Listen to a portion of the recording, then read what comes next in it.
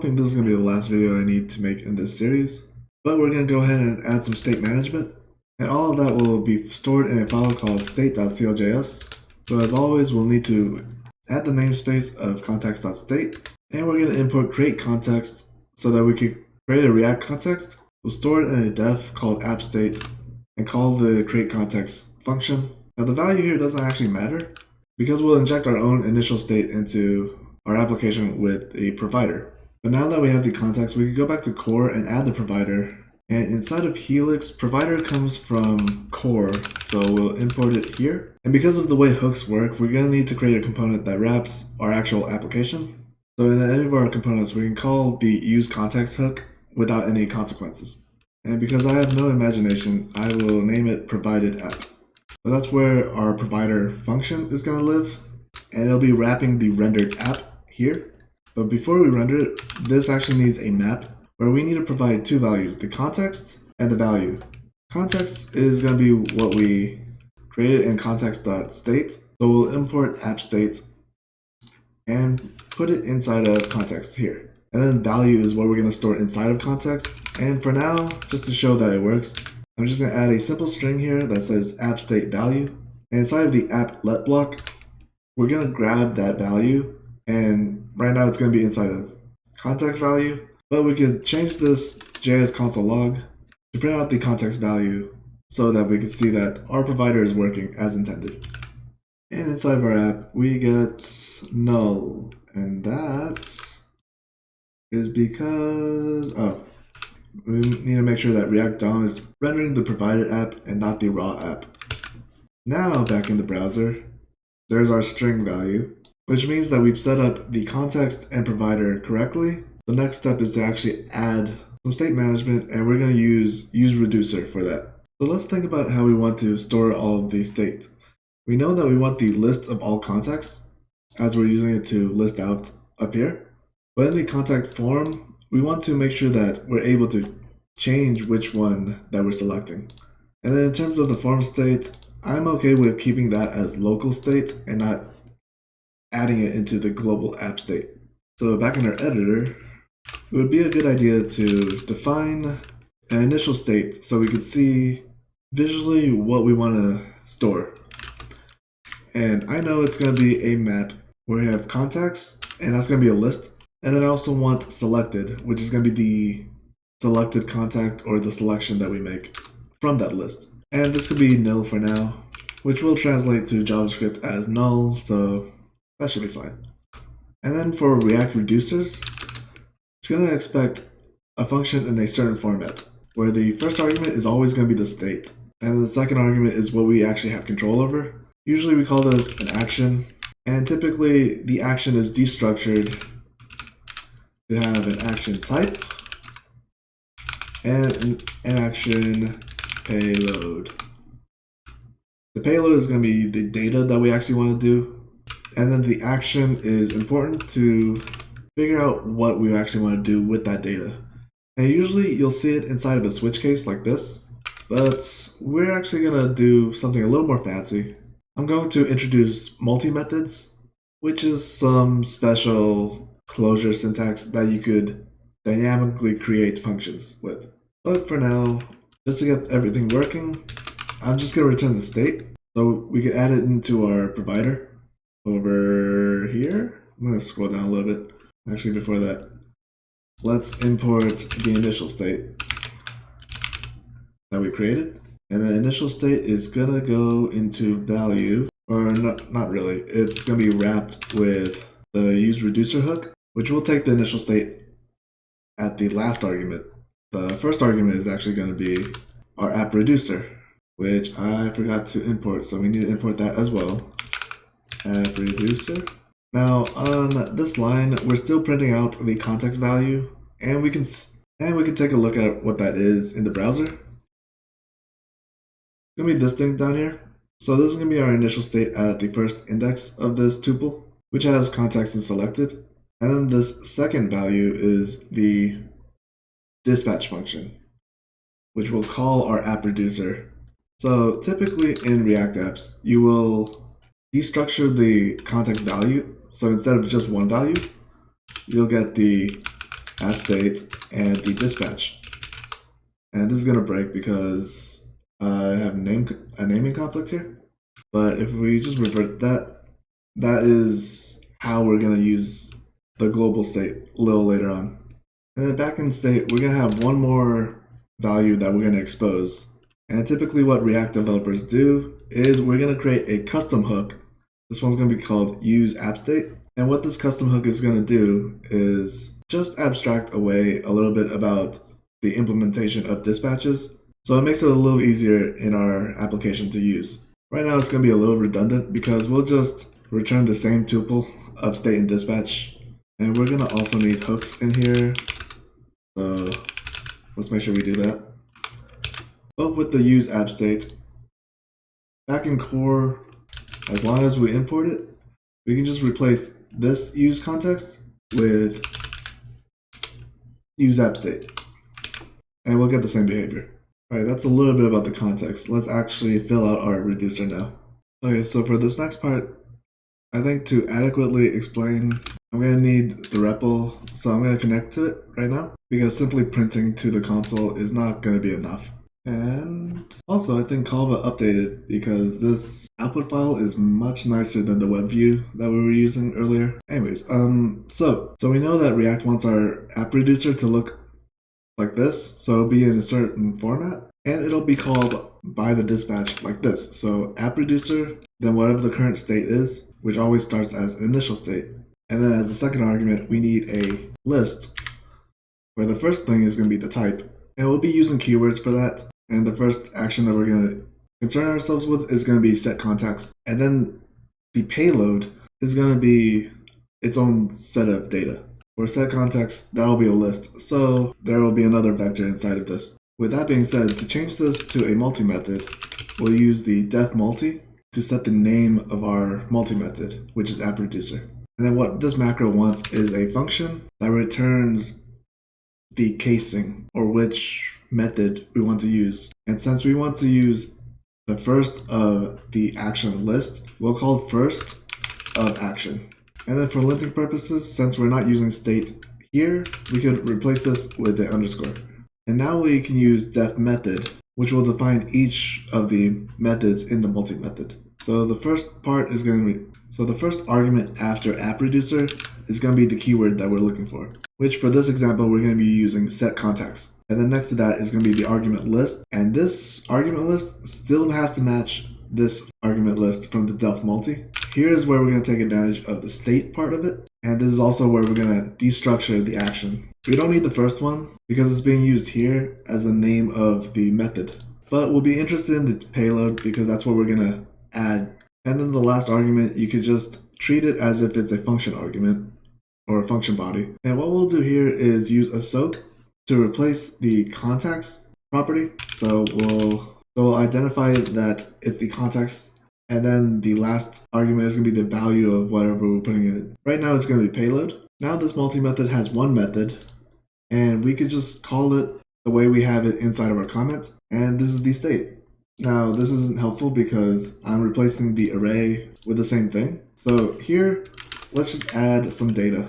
Not very exciting, but we have data true. But now when we've called the app reducer, after we evaluate, wait, what? Parity 3 is not.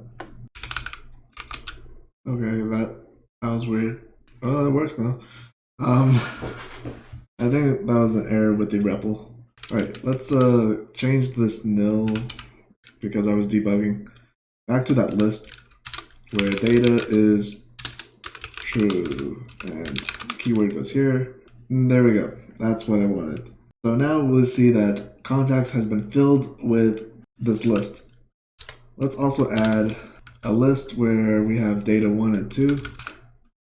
And now we have a list here with 2 items. Now we can scroll down to our app use state. And we're going to be replacing the second part of this tuple with a map.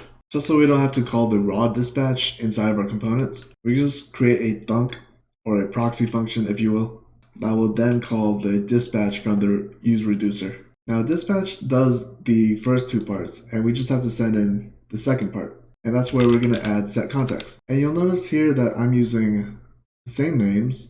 And to fix that, we can just add a second colon here. and here as well. And the 2 colons is what is called a qualified keyword, and I'll just add it to this comment here, over here. So set context with the qualified is equal to the namespace context.state/set context, and this will help with naming conflicts. So we can use the short keyword wherever without worrying about anything, and then the double colon one is going to be specifically for the ones that are referenced in this file. And I'm going to get rid of this because this is not valid code. Alright, and then set context also needs an argument. And remember, since we're using the hash, this is the shorthand for a function, and the percent is going to be the single argument that we put in. And now that we have this, we can go back to core and hide our file system to have more space. And basically, we could change our let block to only use the app state. So we can have state and actions here, and I'll console log the state. With set context, we can destructure it from the actions, and at all contexts, we can destructure that from our state. And because of the naming complex, we can get rid of this first set state, and all we have to do now is update the references. So this is going to change to set contacts, and things down here that says state is going to change to contacts. And I'll refresh to clear the browser. But now you'll see that all the data is still the same. And you can also see that our state is updated. This is the initial state. Selected is still null, but you'll see that contacts is originally 0, and now it's being updated by the 2 contacts from the API. So we have Mary Sue and Calvin. Now the next step is just to add all the other methods into our reducer. So one that'll be simple is to set whatever is selected, and that actually will look almost identical to set contacts, except this time we're specifying selected instead of contacts. But the payload still goes there. Now there is something that I want to do, which is to just add this handler into its own action and make it call both set contacts and set selected. And what I'm going to do is, instead of set contacts as one of the actions that we can use, I'll just make it an init action and change this to be a response that calls both set contacts and set selected. And you'll see here that I'm using first, and that's just to match what's happening over here. So the first contact that comes back, we'll put it into selected by default. And now, instead of having the handler function here, we just call init and make sure that we are getting the correct action from actions. And there's also one more thing that I want to do. So for both contact list and contact form, I don't want to just pass down the props like this. I want to go into both of those components and use the app state hook directly. So I'm going to open up both of those files and hide the Explorer again. And then let's go into contact list first. Here we're going to surround it by a let block. So the ending paren is going to just be at the end. We'll get the state from the app states and then contacts from state. Now since it's inside the let block, we no longer need the props. So we'll get rid of that. Of course, this means we need to import contacts.state refer use app state. We'll do the same for contact form. So up at top, let's import it now so we don't forget. Use app state. And then in the main component at the bottom, we'll add it to our let. And since I want to replace contact, that's what we're going to name that variable. But what we're getting is selected. And then in core, we can just get rid of the props. So that is gone. And that is gone. And I guess we could also update this to not have that. But yeah, that's okay. Okay, next we're going to create all the other CRUD operations inside of our reducer. And we'll test it inside of the REPL here before we integrate it with our app, just so we don't have any mistakes. But first, we'll create a multi-method for adding a contact. And there's red because I misspelled method. So here we'll still do an associate because we only want to be concerned with the contacts. But since we're adding to the list, we'll use the conj function, which is adding to a list. I think it's short for conjoin, although I'm not entirely sure. And that should be pretty straightforward. To test this out, let's comment out an app reducer. We'll provide the initial state, and the keyword here is add contact. And I think I'll just stick with the data thing that we've been using. So data 3.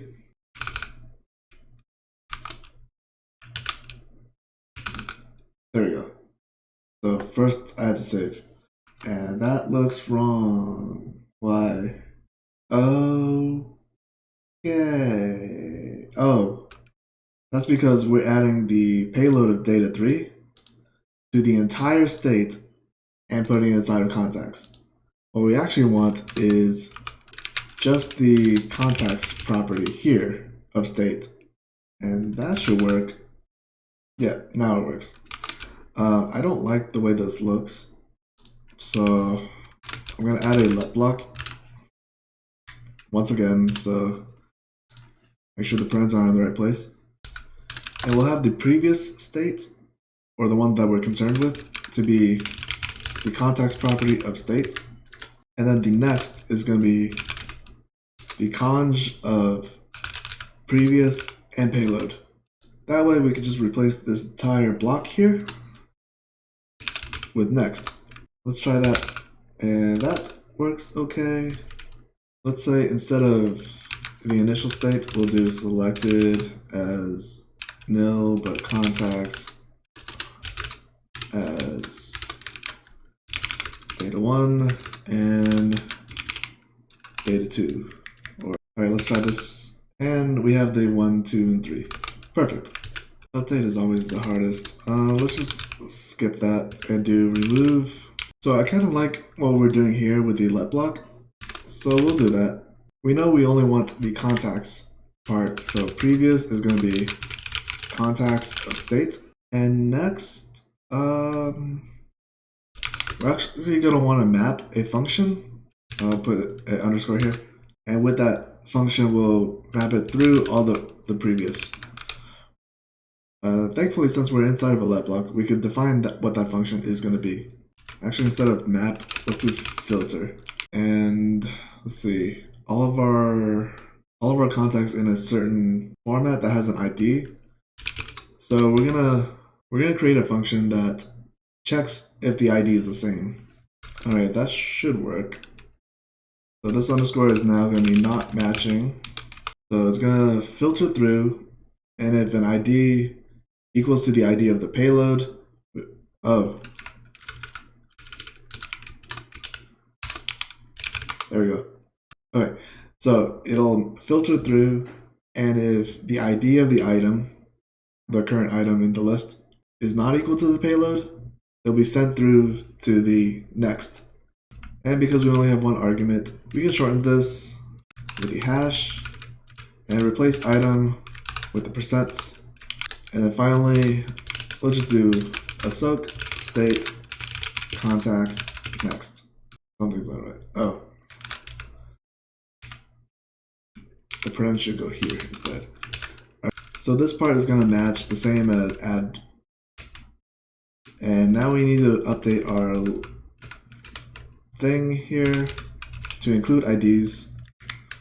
Let's also have another value. I'll just do Kelvin ID value not Kelvin. And to test it, we'll do remove contact, and I want to remove just Kelvin. So value, I mean the value here doesn't actually matter since we're just using the ID, but this should work. Throw in the REPL, and that's not right.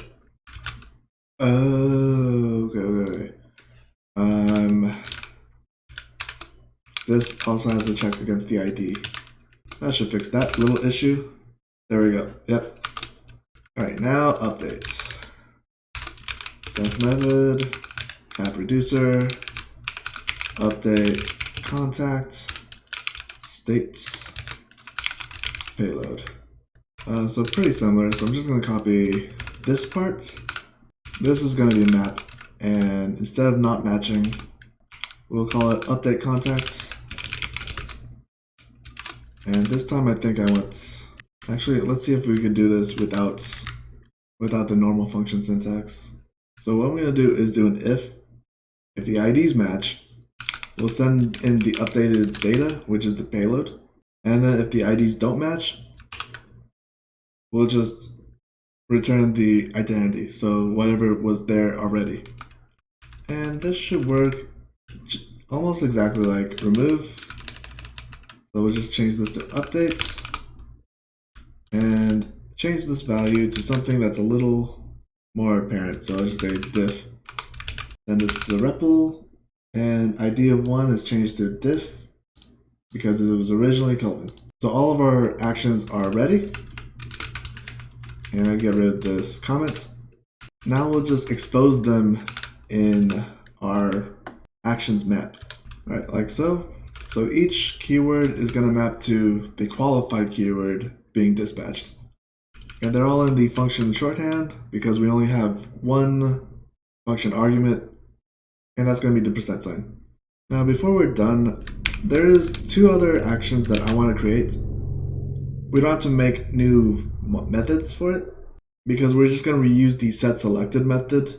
It's just going to be using a different name.